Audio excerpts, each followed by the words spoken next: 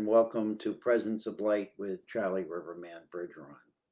It's always a joy and a pleasure to be here with you on Friday morning on Humanity Healing Facebook. It's been a long journey for me to be here presenting this moment of my life where I bring in messages that I know are for the good of everyone on the planet. And this morning is, without exception, as well as a topic is opening hearts. And as I lay in bed this morning, before getting out, all of these messages came through me, and I just laid there. I didn't even get up. I just said, "Okay, we're just going to listen." And I say we. Sometimes I do feel as a multiple being from my death experience. There's many aspects or dimensions of myself that are real. They're not an imaginary process. And just to divert back a little bit, when I came back from my near-death experience, the first thing that I was guided was not to go near anybody that was studying near-death experiences. And their message to me was, all they want to do is get all the facts, realign it with their psychological format, and put it in a book and put it on a shelf, and not really understand what took place. And the basic message was they can't understand it until it happens to them. So it's interesting that all of this came through this morning. And what I think in the past week for me has been an opening of my heart in a way that I thought my heart was already opened. And why is this happening to me? But I became deeper or more open with the ability to share love and understanding with others. And that's still profounding me in this moment, that no matter how far we come along in our journey of opening our hearts, there's more to open to. And that's really hard to explain in words. Really hard to explain in words. So, Victoria, I see you on the sidelines there. Thank you, dear heart, and for your presence.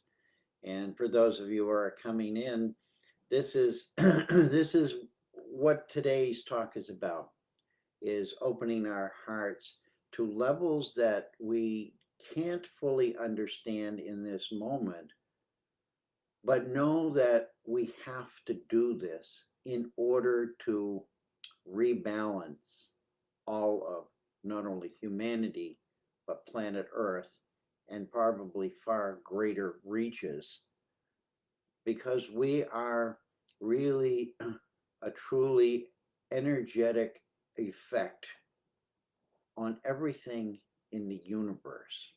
Good morning, Margaret. As this card sits in front of me, I'm just going to start with the word abundance, because that's what I'm feeling, is this opening of our hearts creates an amazing abundance. And so the card reads, my world is like the ocean, full of abundance. I'm in tune with its rhythm. I flow with its ebb and tide. I'm only 4 miles from the ocean, so I get to witness that very often. And I see it in the river, because the river rises and flows with the tide. And it's much like almost a swelling of the heart of Mother Earth.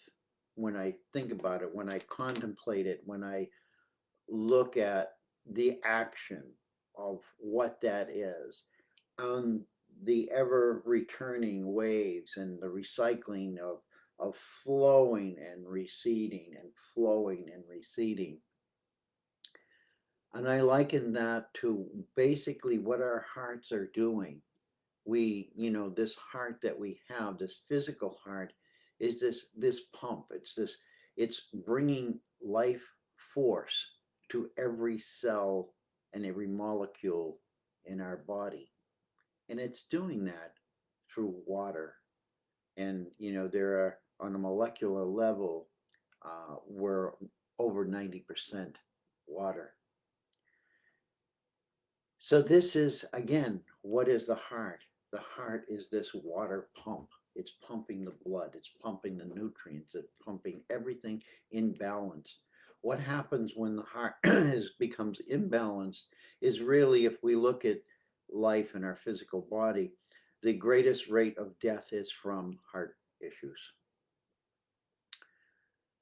You can take the coronavirus, you can take all of the things that have ever happened to us in pandemics or wars, etc. More people have died from heart issues than anything else. And the reason is because the heart is what? Is the living presence in us. This is a message that I've been broadcasting over and over for a long time, to come out of the head and into the heart. I do a japamala at night, and when you go around the beads and you do the chanting, you don't use these two fingers because they represent the ego, the mind. And we want to get the mind out of the way and come right directly into the heart with the chanting.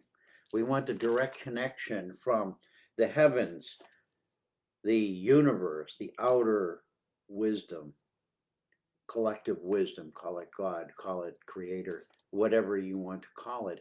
It doesn't reflect what you call it.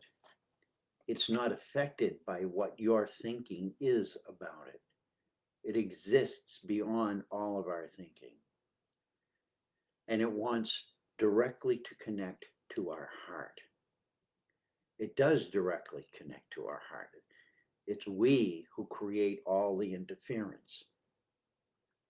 So that's, where I began this morning. As I lay in bed and open my eyes to the world today, the affirmations for this card are, I am a wonderful and powerful creator.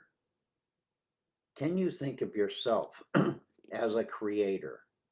Look in your life. Look in your life at what you've done.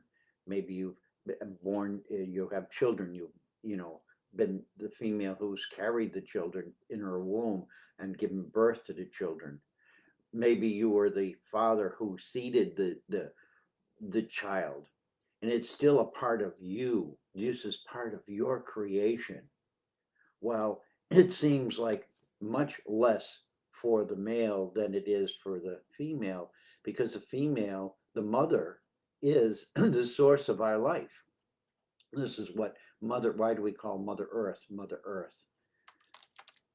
What is the womb? The womb is water.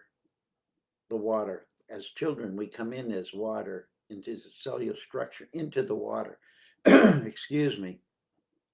We're released through the water. So here we go, the cycle of the mother, the planet, the water. Who are we? What are we? What is this heart? What is this heart that needs to open?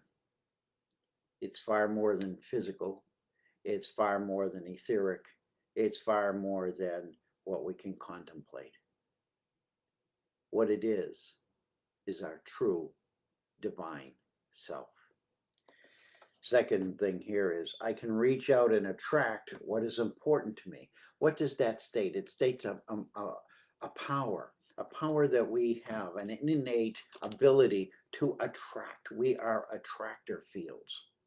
In the world of energy, we are an attractor field, like a magnet. We draw things to us. When we look at our lives right now, we can look around the world and see how many negative things we have attracted to us.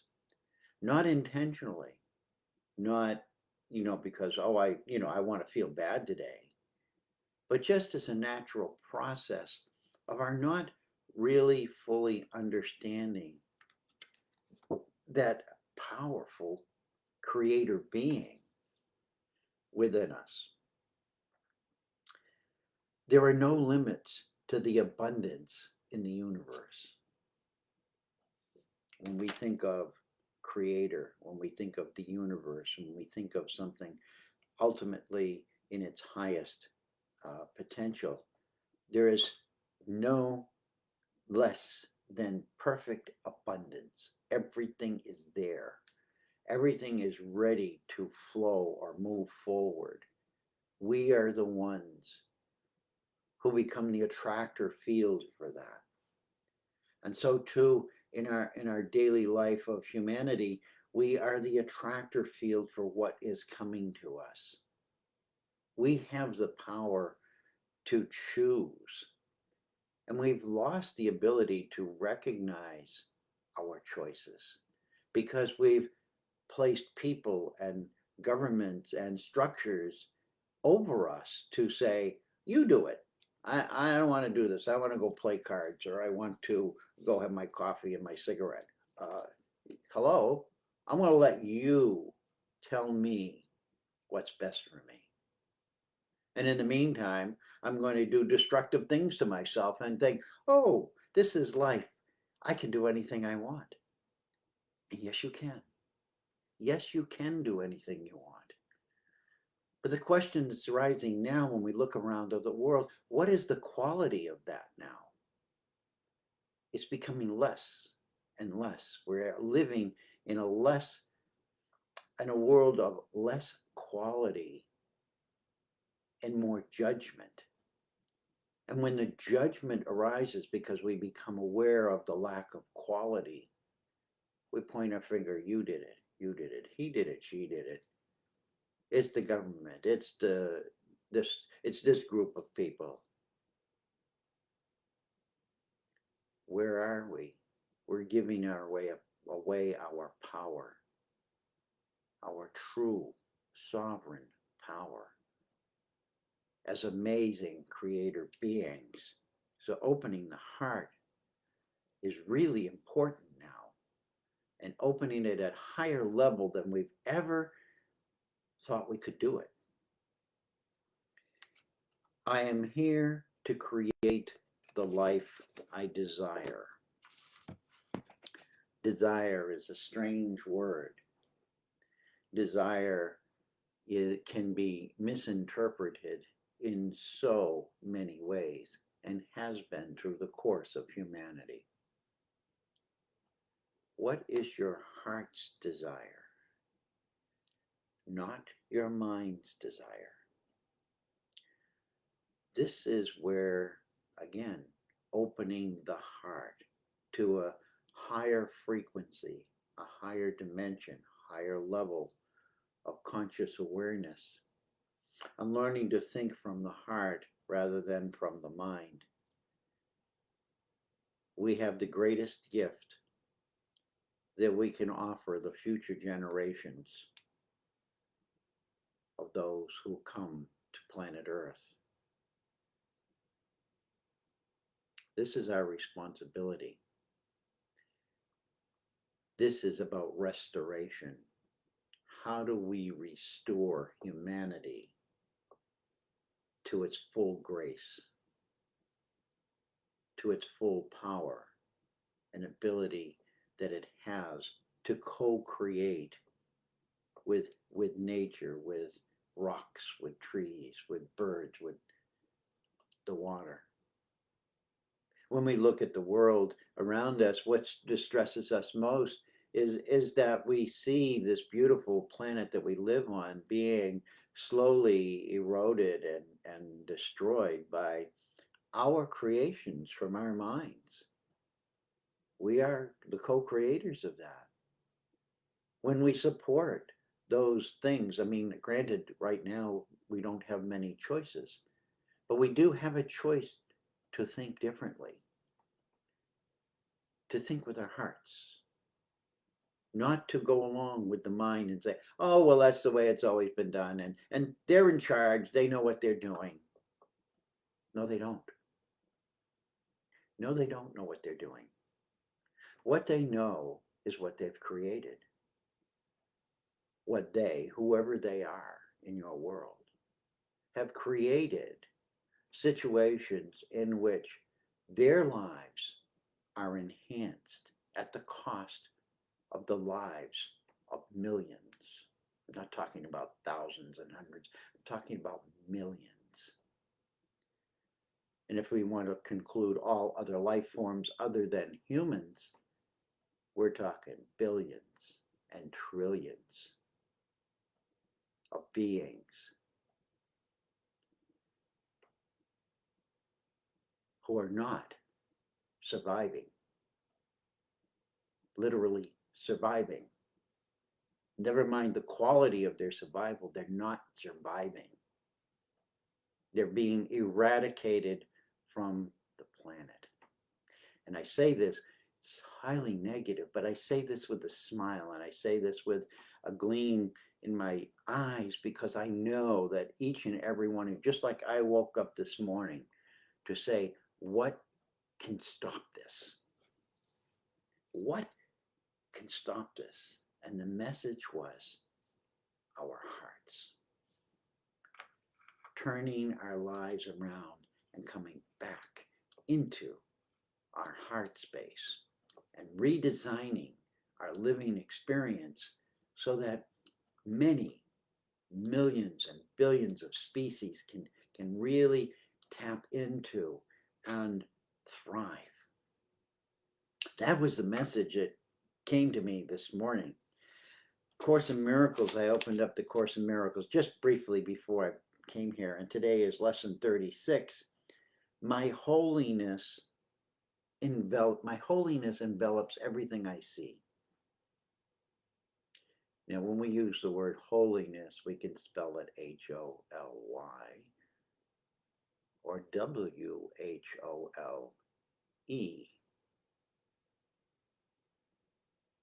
When we talk about holiness, we think about religion, or we think about our relationship to that which we call God.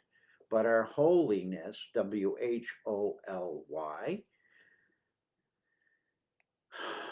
is our divine presence. And when we look at the world from that perspective, each of us feels a different mixture of hope versus depression. And from that point of holiness within ourselves, our own hearts, it's hard for us to visualize what the future will be like if we continue to move along the path that we are.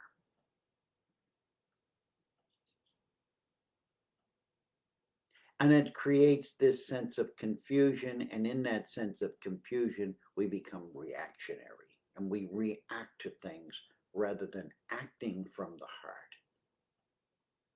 We're trying to protect ourselves. If you look at the virus, if you look at everything that's happening, we're in protection mode. And we should be. I'm not saying we shouldn't. We should be in protection mode.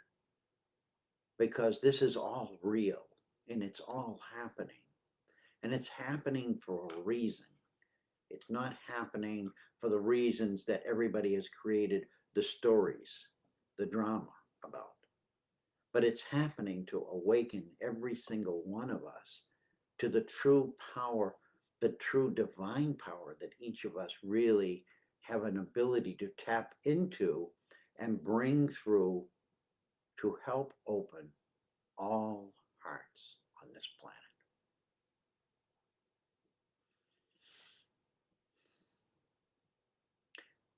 Belong to a group called the Global Heart Team. And yesterday, in our brief time we're together once a week, we do a journey, and each one of us journey to wherever we're guided. And I found myself at the intersections, the busy traffic intersections where we all get that angst and we're all anxious and we're just waiting for the next person to do the wrong move. And no matter how wonderful we think we are, the minute somebody does that, we jump on them.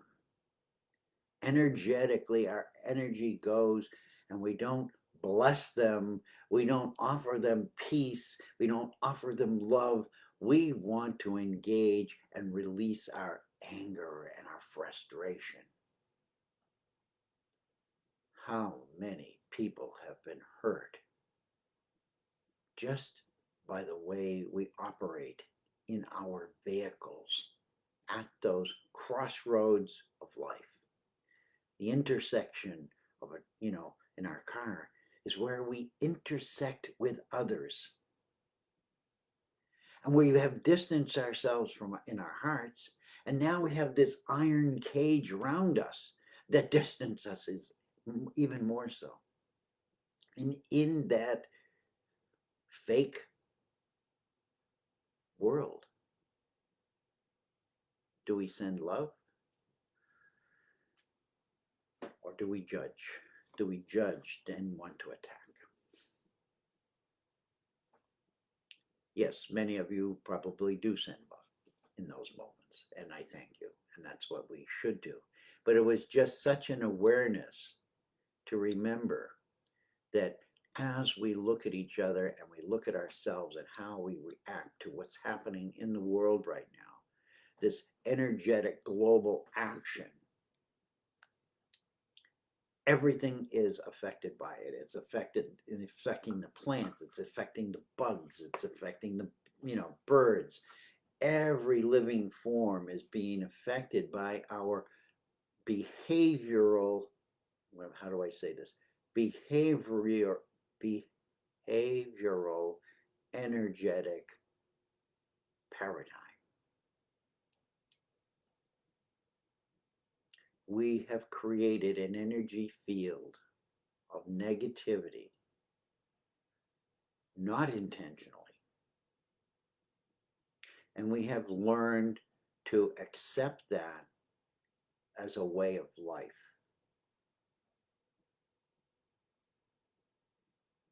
When we teach our children, we try to guide our children, we tell them not to do that. That's not good behavior. We try to warn them that that's not in alignment with the best for them or the best for anyone else. And of course they defy us because they have nothing to compare it to.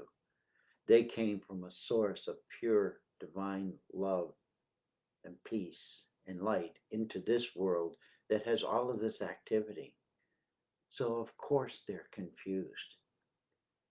The problem is we're more confused.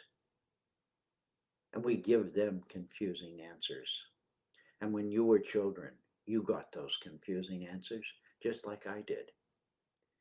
And what did we do? We looked at those answers and said, there's something wrong here. Something in our body, in our mind, knew that there was something wrong here. And what was wrong is not really wrong in the sense we look at it, but it was improper use of energy. The new beginning. What does the new beginning look? What does it look like for you? Is there something within you that you're genuinely desiring to do that is not just better for you, but better for the whole world? Right now, it's time to take out the trash. Those are my words. Right now, it's time to take out the trash. Let's look around the world. Let's look around the world and look at what we have for a trash situation. We need to get rid of all trash. It doesn't matter what form it comes in. What it is is a result of our not paying attention in the moment, of being asleep at the wheel, so to speak, and allowing ourselves to fall into the patterns of other people's issues and ability to control us in order for them to have great abundance at the cost of millions of us having little or no abundance. There is more abundance in the world for all of us. There's enough abundance in this world for another 8 billion people if we use the abundance correctly and properly, and we seek to enhance the abundance so that we'll flourish and be available for another 8 billion people. The universe does not think it's going to run out of space. The universe does not look at the world and say, oh, I'm planet such and I've got to take over this space because I need it, or I need to move over here. Everything knows exactly where it is meant to be in order to function fully. It doesn't mean we don't infringe on each other in many ways, but that's what we as humans have the ability to do. That's the conscious awareness that we have, is to say, here is a problem. How do I solve that for the good of everyone, not just my selfish self?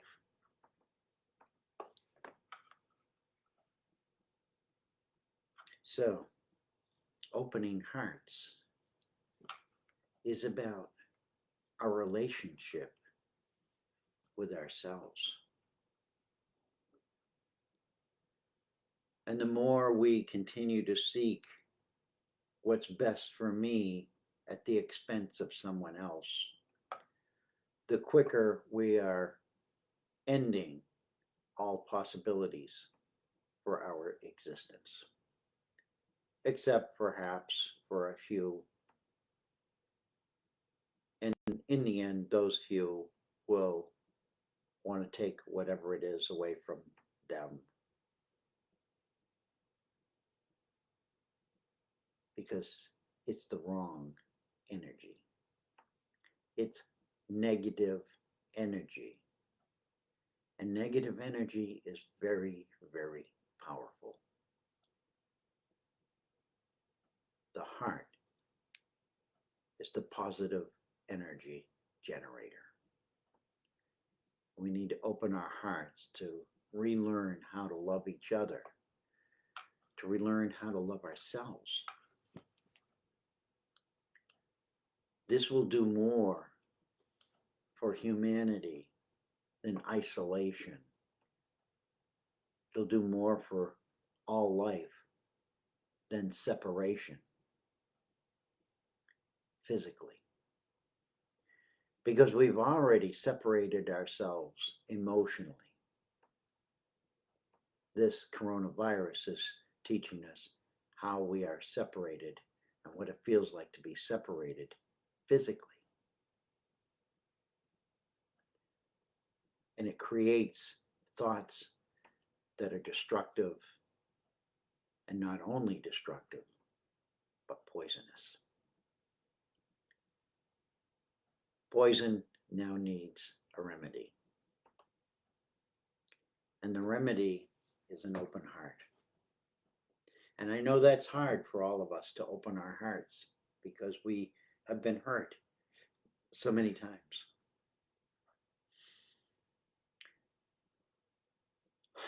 But we're learning now who those are that have the greatest potential to hurt us. And so we need to honor that and honor them and say, no, I'm not going to let you hurt me. I don't deserve to be hurt. I don't deserve this pain. I don't deserve this suffering. We've witnessed this hurt and this suffering for thousands of years. Is there any restoration of this? Yes, there is. It's keeping our hearts open. It's not looking the other way. It's finding other people who have similar interests in healing and raising the energy vibration from negative to positive.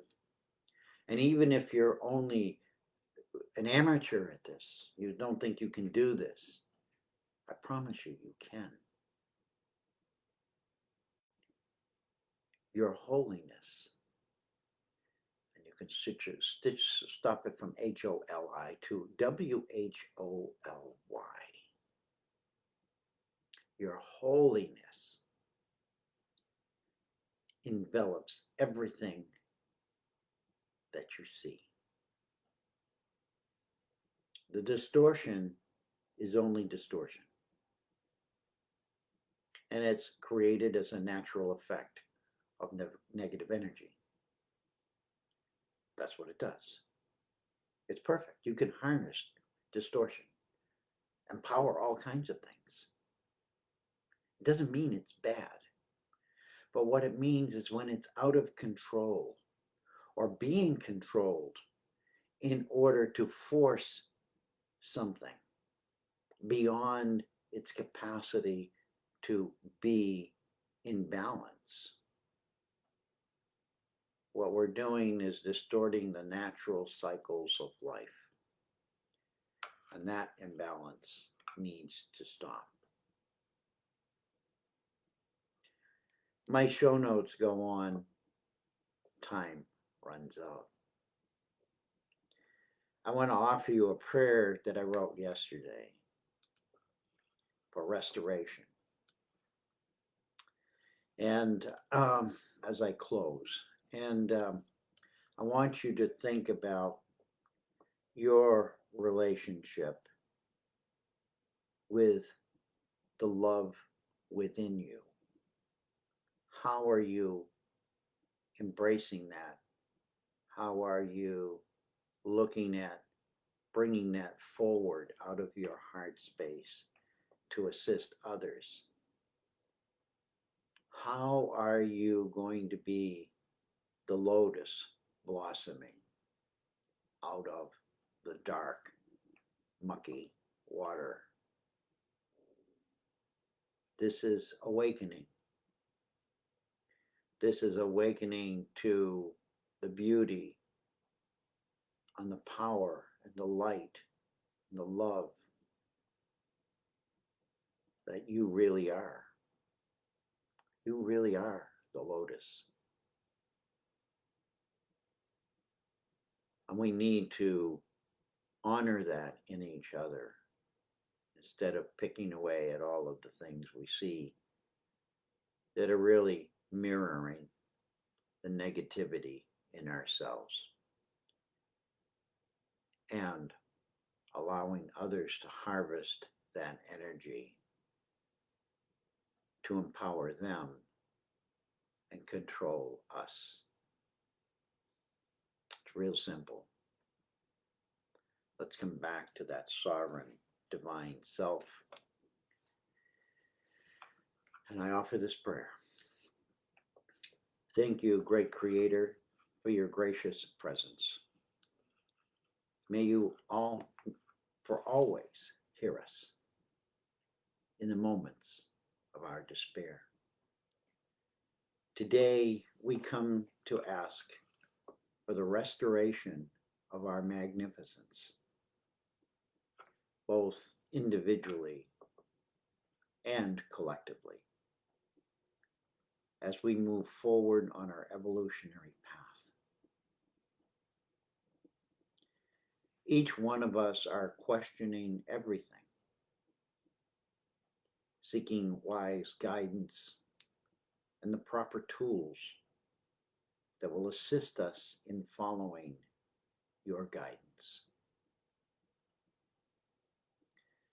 Let it be we who bring restoration to a new level of meaningfulness,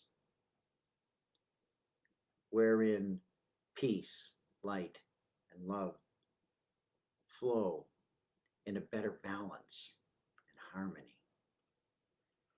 May it be the co-creative, restorative process that inspires others into seeking moments of positive action for all life forms, whether we understand them as living or not. Let restoration begin within our own living presence, opening the passageways for inner joy to become manifest and offered with love to all. May we lead from within our hearts to help renew all of our commitments with the rebalancing of all that has become unstable, both within and around us globally. As the restoration process removes the distortion and scarring of centuries within ourselves. Let us also reach out to all children as leaders, showing them how restoration is more than just a healing of our present wounds. It is also an awakening to what is needed in their future. So together today, we ask for renewal and strength within ourselves. We ask for a better understanding of the qualities of leadership, both ours and others, in order that we correct the errors and heal the wounds of the past, renewing our commitment to live in a more unified field of humanity. This is my message to the world today, to those of you who have taken the time from your life and your families to be here and listen. It's about opening hearts. Doesn't matter whether you follow what I say or anybody else. What matters is that you take the time to really look deeply into your own heart and find the ways that you can be most effective as part of the collective, sort of the one drop of water in the ocean. Because that's what happens. And that's what it feels like. It feels like an ocean of despair. But every drop coming together, embracing the light of the sun, opening their heart, have the opportunity to change the world for all life forms here, not just humans. So they say goodbye. I want to just scroll down this chat screen here. And Victoria, Margaret, Janice, Tanya, Linda, my goodness, Vina, Wayne, Julie, Margaret, Yvonne, VL Floor. I want to recognize you all. And if I missed your name, I apologize. Sonia, I want to thank you for your being here. And I know that within each of you, something has changed this morning. And if what I have said has even brought anger and frustration, what I want you to recognize is that that is energy. Even anger and frustration is energy. How can we use that to co-create a better world for all future generations, rather than using it to attack and destroy what is so very precious?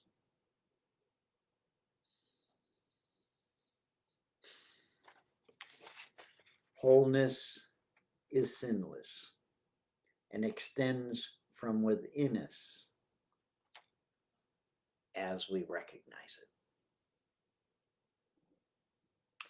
I love you. I thank you. I respect you. I am you. You are me. We are unity. May your week be filled with bright light, lots of love, and many moments of laughter. Until next Friday, be at peace, and thank you for showing up. Thank you for being who you are.